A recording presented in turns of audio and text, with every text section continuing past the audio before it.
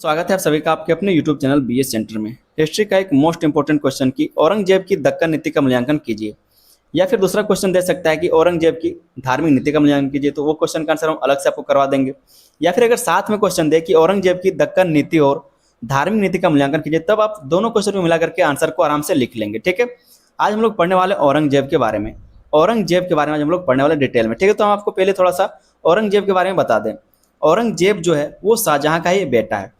आपको हम बताए थे कि शाहजहां की जो बीवी थी मुमताज, वो अपने 14वें बच्चे को जन्म देते टाइम उसका देहांत हो गया, वो मर गए थे। ठीक है, तो जो औरंगजेब औरंगजेब है वो उसी का एक बेटा है।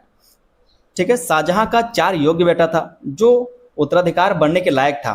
पहला था दारा शिको, दूसरा औरंगजेब, तीसरा शुजा और चौथा मुराद। इसकी एक बेटी भी थी, इसका नाम था जहांनारा। क्या नाम था? जहांनारा। ठीक है, तो आप लोग बेटी का नाम भी याद रख सकते हैं या फिर परिचय में इस चीज को भी लिख सकते हैं। तो चारों बेटा का नाम आपको बता दें, एक था दारा शिको, ठीक है, दूसरा था औरंगजेब, तीसरा था शुजा और चौथा था मुराद। तो ये जो तीनों भाई आप देख पा रहे औरंगजेब को छोड़ करके, तीनों भाई को ये मार देगा। जो औरंगजेब वो तीनों भाई को मारेगा, साथ में अपना बाप जो है इसका शाहजहां, उसको भी मारेगा। ठीक है, कैद कर लेता है। तो आगे हम लोग इसी चीज के बारे में डिटेल में समझे, पूरा कहानी हम आपको बताएंगे। वीडियो को आप लोग अंत तक देखिए। चैनल पर नहीं तो आप लोग चैनल को सब्सक्राइब भी कर लीजिएगा। समझते हैं इस क्वेश्चन का आंसर को। कहा जा रहा है कि दक्कन की समस्या मुगल शासकों के लिए लंबे समय से महत्वपूर्ण रही है। दक्कन की समस्या, क्योंकि दक्कन में अलग अलग शासक हमेशा से वहां पर रहे, अलग अलग शक्तिशाली शासक वहां पर हमेशा से होते रहे। उत्तर भारत में एक बार इन्होंने कंट्रोल कर लिया तो उत्तर भारत में इनका शासन चलता रहा, लेकिन दक्षिण भारत में क्या तो वहां पर बहुत ही महान महान और भी शासक रहे हैं। ठीक है, दक्कन और शाहजहां ने भी, कहा जा रहा है कि अकबर और शाहजहां ने भी दक्कन के राज्यों पर अपना प्रभाव स्थापित करने का प्रयास किया था, किंतु वे उन्हें पूर्ण रूप से मुगल साम्राज्य में शामिल नहीं कर सके। पूर्णतः क्या है, तो उन्होंने उसको अपने साम्राज्य में शामिल नहीं कर सका। औरंगजेब जब 1658 ईस्वी में सम्राट बना, ये अपने बाप को मार के 1658 ईस्वी में अपना राज्य अभिषेक कराता है आगरा में। ठीक है, 1658 में ये पहला राज्य अभिषेक आगरा में कराता है। फिर 1659 में जब ये अपना भाई दारा शिकोह को मार देता है, उसके बाद ये दिल्ली में राज्य अभिषेक कराता है 1659 ईस्वी में। तो इसका जो राज्य अभिषेक है वो 2 बार होता है। एक बार 1658 में कहाँ पर होता है? पहले आगरा में होता है। और जब ये अपने भाई दारा शिकोह को मार देता है तो 1659 में फिर से दिल्ली में जाकर के राज्याभिषेक करवाता है। ठीक है, आगे इसमें कहा जा रहा है कि औरंगजेब जब 1658 ईस्वी में सम्राट बना, तब उसने दक्कन की समस्या का अस्थायी समाधान करने का तथा दक्षिण भारत में मुगल प्रभुत्व स्थापित करने का निश्चय किया। अब जब ये शासक है तो पूर्णतः इसके पास निर्णय आ गया, फैसला लेने का अधिकार आ गया। तो ये अस्थायी समाधान करने तथा दक्षिण भारत में मुगल प्रभुत्व स्थापित करने का निश्चय करता है। उसकी दक्कन नीति का मुख्य उद्देश्य बीजापुर और गोलकुंडा जैसे स्वतंत्र राज्यों को समाप्त करना तथा मराठा शक्ति का दमन करना था। उस टाइम मराठा शक्ति भी था, और जो बीजापुर है और जो गोलकुंडा है, इन सभी चीजों पर क्या है तो कब्जा करना था। इस नीति ने मुगल साम्राज्य का विस्तार तो किया। ये जो नीति था, इस नीति ने मुगल साम्राज्य का विस्तार तो किया, लेकिन अंततः यही नीति मुगल साम्राज्य के पतन का एक प्रमुख कारण भी बना। यही जो नीति है दक्कन का नीति, इसके कारण जो मुगल साम्राज्य उसका पतन का एक प्रमुख कारण बना। कैसे बना, इसके बारे में आगे डिस्कस करेंगे। ठीक है, पहले हम लोग देख लेते हैं कि औरंगजेब का दक्कन नीति क्या था, क्या क्या नीति इसने दक्कन के लिए अपनाया था। पहला है दक्कन नीति का उद्देश्य। इस चीज को हम लोग समझते हैं कि दक्कन नीति का उद्देश्य क्या था। औरंगजेब की दक्कन नीति के पीछे कई उद्देश्य थे। वह दक्षिण भारत के स्वतंत्र राज्यों को समाप्त करके संपूर्ण भारत पर मुगल प्रभुत्व स्थापित करना चाहता था। जो स्वतंत्र मतलब ऐसा नहीं कि वहां पर कोई राजा नहीं था, वहां पर राजा था लेकिन वो मुगल का नहीं था। ठीक है, मुगल साम्राज्य का नहीं था, तो वो स्वतंत्र था। तो औरंगजेब की दक्कन नीति के पीछे कई उद्देश्य थे। वह दक्षिण भारत के स्वतंत्र राज्यों को समाप्त करके संपूर्ण भारत पर मुगल प्रभुत्व स्थापित करना चाहता था। बीजापुर और गोलकुंडा की और अपार संपत्ति भी उसे आकर्षित करते थे। इसके अतिरिक्त वह मराठों की बढ़ती शक्ति को समाप्त कर मुगल साम्राज्य की सुरक्षा सुनिश्चित करना चाहता था। जो औरंगजेब है ये चाहता था कि जो मराठा लोग उसको मार करके क्या करे, अपना शक्ति सुनिश्चित कर ले, यहाँ पर उस क्षेत्र में अपना साम्राज्य को फैला ले। उसके बाद जो गोलकुंडा वाला क्षेत्र है, ठीक है, जो बीजापुर वाला क्षेत्र, उस पर क्या है तो कब्जा कर ले। तो ये इसका उद्देश्य रहा था, क्योंकि वहां पर बहुत ज्यादा संपत्ति था। दूसरा हम लोग देखेंगे बीजापुर पर विजय 1686 में इसने क्या किया, बीजा पर क्या है तो इस पर कब्जा कर लिया। जो बीजापुर वाला क्षेत्र है वहां पर इसने क्या किया, कब्जा कर लिया, सल्तनत में मिलाया। बीजापुर का आदिल शाही राज्य दक्कन की एक प्रमुख शक्ति था। जो बीजापुर का आदिल शाही राज्य था वो दक्कन का एक प्रमुख शक्ति था। औरंगजेब ने पहले उसे अधीन करने का प्रयास किया। औरंगजेब ने क्या पहले इसको अधीन करने का प्रयास किया, लेकिन जब सफलता नहीं मिली तो उसने सैन्य अभियान चलाया। और उसने क्या किया, सैन्य अभियान चला दिया। 1686 ईस्वी में बीजापुर पर मुगल सेना का अधिकार हो गया, और 1686 ईस्वी में क्या है, तो इसने बीजापुर पर अधिकार कर लिया और आदिल शाही वंश का अंत कर दिया। जो आदिल शाही वंश वहां पर चल रहा था बीजापुर में, उसको खत्म कर दिया गया। यह विजय औरंगजेब की एक बड़ी उपलब्धि थी, क्योंकि इसके दक्कन का एक शक्तिशाली राज्य समाप्त हो गया था। इससे क्या हुआ था, जो दक्कन का एक शक्तिशाली राज्य था वो समाप्त हो गया था, बीजापुर। दूसरा है गोलकुंडा, तो गोलकुंडा पर इसका नजर है। और तीसरा है आपका जो मराठा साम्राज्य था। ठीक है, तो आगे हम लोग देखते हैं गोलकुंडा पर।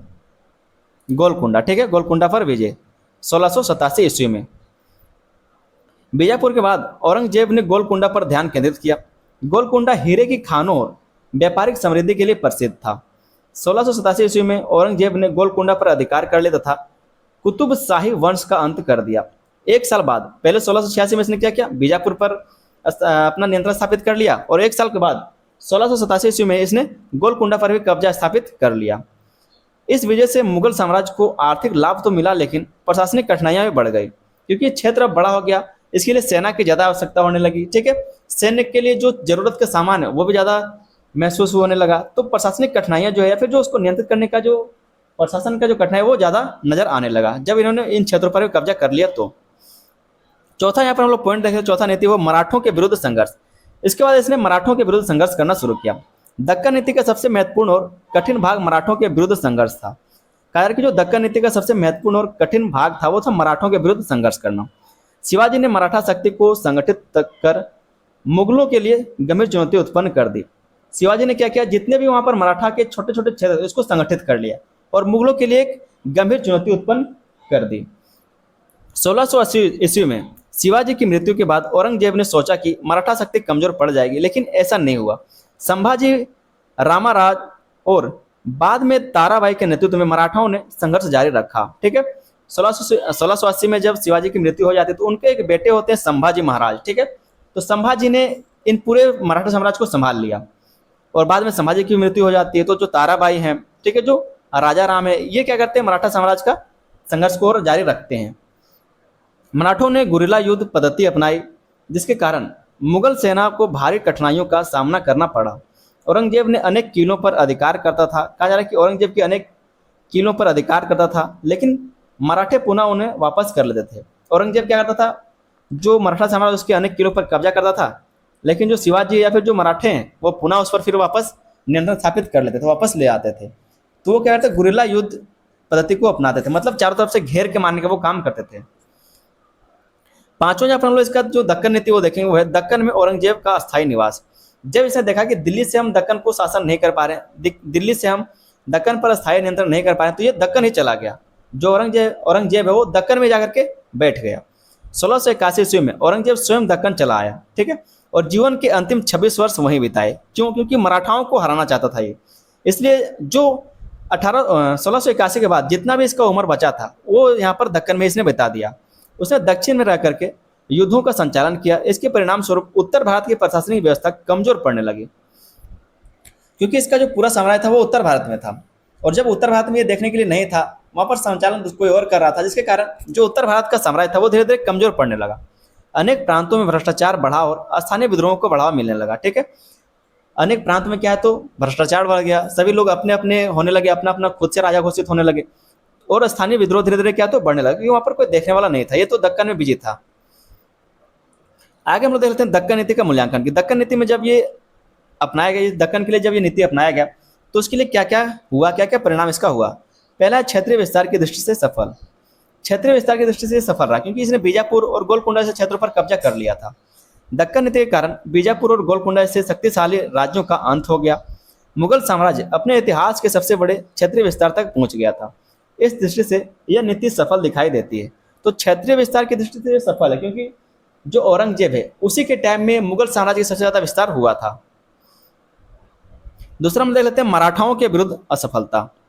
यद्यपि औरंगजेब ने दक्कन के राज्यों को जीत लिया, लेकिन वह मराठाओं को पूरी तरह पराजित नहीं कर सका। मराठा शक्ति समाप्त होने के बजाय और अधिक संगठित और शक्तिशाली बन गए।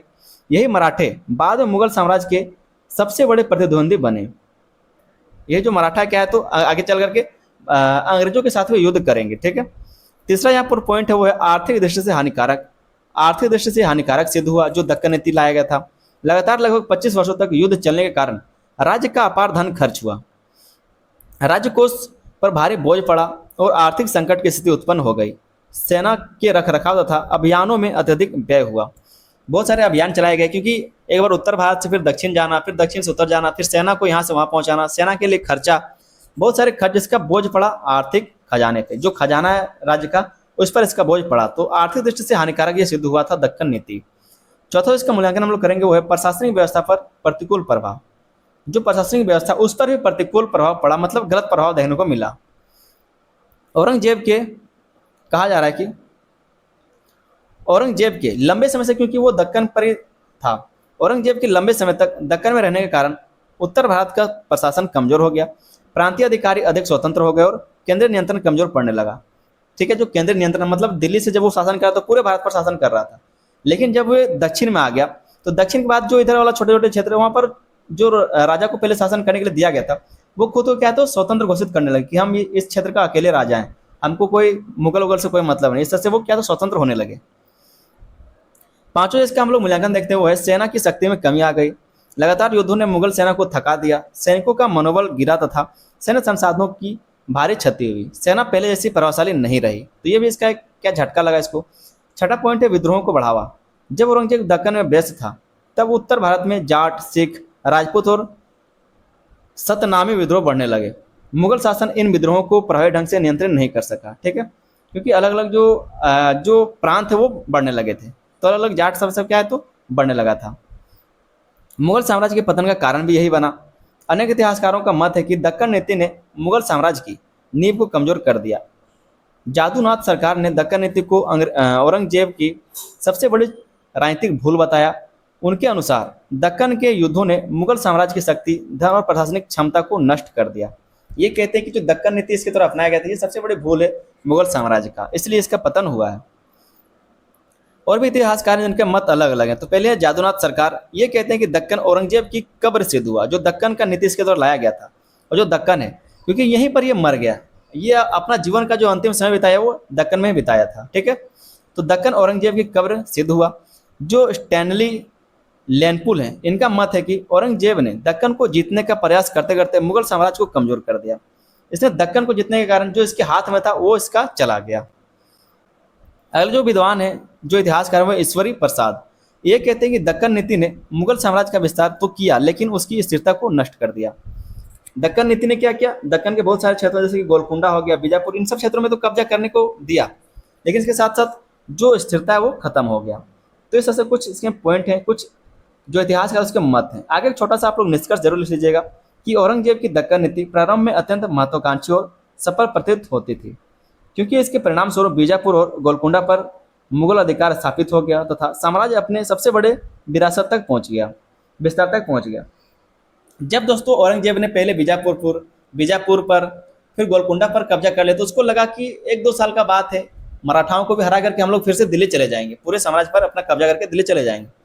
लेकिन ऐसा नहीं हुआ, इतना लंबा समय लगा और तब तक लड़ाई चलता रहा, मराठा लोग हारे नहीं, और जो इसका कह सकते विनाश शुरू हो गया। किंतु मराठाओं के विरुद्ध संघर्ष, अत्यधिक आर्थिक व्यय, प्रशासनिक अव्यवस्था और निरंतर युद्धों ने मुगल साम्राज्य को भीतर से कमजोर कर दिया। इसलिए कहा जा सकता है कि दक्कन नीति अल्पकाल में सफलता और दीर्घकाल में असफलता का प्रतीक थी। यही नीति आगे चलकर मुगल साम्राज्य के पतन का प्रमुख कारण बना, और यही जो दक्कन नीति आगे चल करके मुगल प्रशासन का हानिकारक बना, या फिर कह सकते हैं इसके पतन का प्रमुख कारण ये बना मुगल प्रशासन का, मुगल साम्राज्य का। उम्मीद करते हैं क्वेश्चन का आंसर आपको समझ में आया होगा। चैनल पर नए तो आप लोग चैनल को सब्सक्राइब जरूर कर लीजिएगा। वीडियो पसंद है, वीडियो को लाइक करके अपने दोस्तों में इसको शेयर भी कर देना है। मिलते हैं दोस्तों हम लोग किसी अगले वीडियो में, तब तक के लिए धन्यवाद। जय हिंद।